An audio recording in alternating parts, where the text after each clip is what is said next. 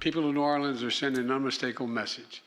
They will not let this attack or the attackers' deluded ideology overcome us.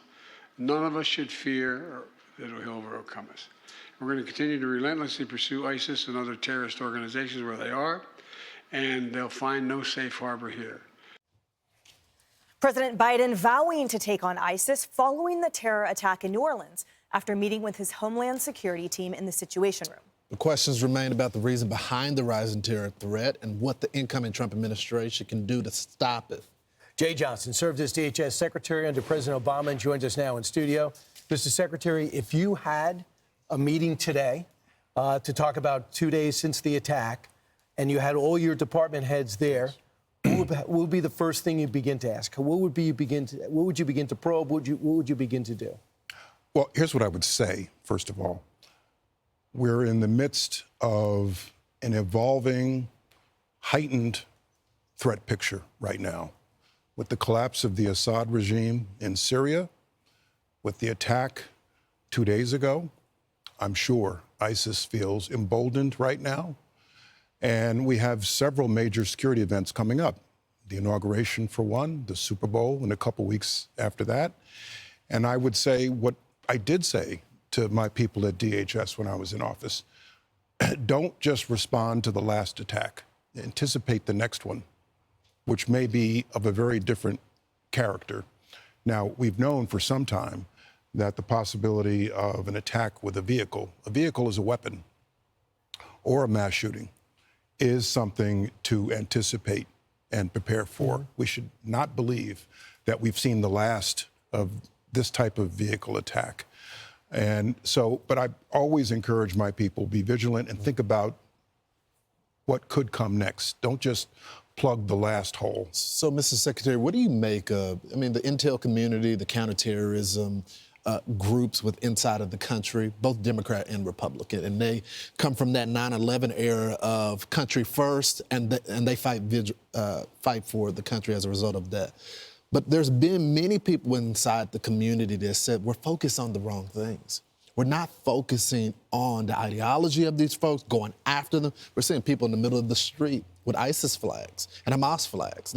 These are threats to the country. Sunday, right after the event. So what do you make of that? Is it fair to say that we're not focusing on the right things right now? Well, I'll count myself as among the 9/11 community. Okay. I was here in Manhattan on 9/11, 2001.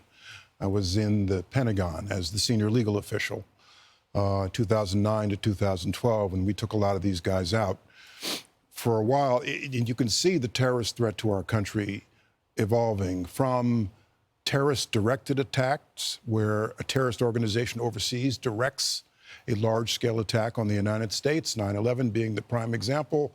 The attempted underwear bombing, you may recall, the attempted shoe bombing, Richard Reeves, those were terrorist-directed attacks. We evolved from that in about 2013, 2014, to what we now refer to as terrorist-inspired attacks, where a terrorist organization on the internet will attempt to inspire someone who is living in this country to radicalize and take it upon themselves to carry out a terrorist attack. We saw a spate of these in 2014, 2015, 2016, when I was in DHS. And that threat has not gone away, and I'm concerned that it's at a heightened level right now.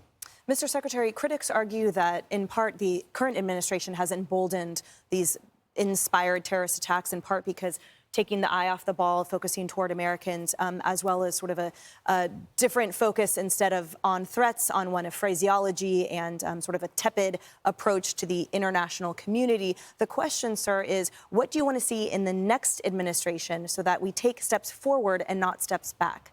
Well, no matter who the president is, no matter whose administration it is, I believe there needs to be an intense focus among counterterrorism officials in multiple agencies right now on this evolving, heightened threat picture that we see right now, no matter who the president is.